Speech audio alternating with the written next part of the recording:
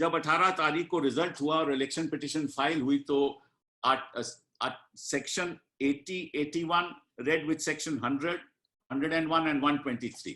आपको बता दूं जो section 123 representation of people's act का है, वो उसमें करप्ट प्रैक्टिस की कई धाराएं, और उसमें एक 123(2) है जिसके आधार पे अनड्यू इन्फ्लुएंस के द्वारा अगर कोई ऑफिशियल या कैंडिडेट इलेक्टरल प्रोसेस में गलत तरीके से रिटर्निंग ऑफिसर को अनड्यू इन्फ्लुएंस करे तो वो एक करप्ट प्रैक्टिस मानी जाती है। तो ये भी एक आरोप लगाया गया, और ये भी कोर्ट ने फैसला किया है कि करप्ट प्रैक्टिस भी यहां प्रूव हो चुकी है। उसके बारे में मैं थोड़ी देर में आपको बताऊंगा, लेकिन सबसे पहले मैं आपको बताना चाहता हूं कि एक रूल है, rule 54 capital A of the conduct of election rules 1961, जिसमें लिखा हुआ है कि पोस्टल बैलेट्स की काउंटिंग ईवीएम की काउंटिंग से पहली होनी चाहिए, बाद में नहीं होनी चाहिए। ये रूल मैंडेटरी है, लाजमी है, इसको कोई नजरअंदाज नहीं कर सकता।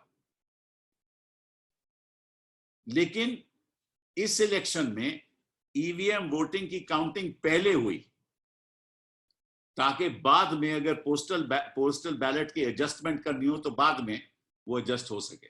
तो ये मेरा मानना है कि कोर्ट ने ये भी फैसला दिया है कि ये जो 54A रूल 54A है, इसका उल्लंघन हुआ है।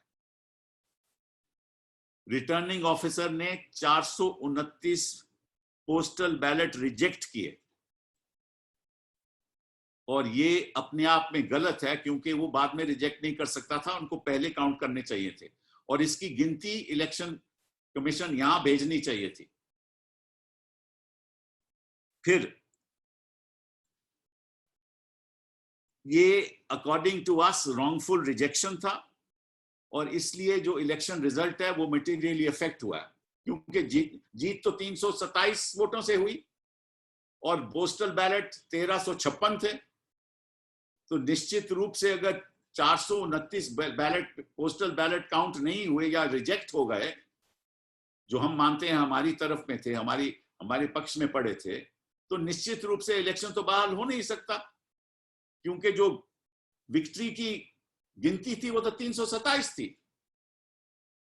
तो इसलिए कोर्ट ने ये कहा है कि the election has been materially affected, तो मैं इस इलेक्शन को रद्द करता हूं।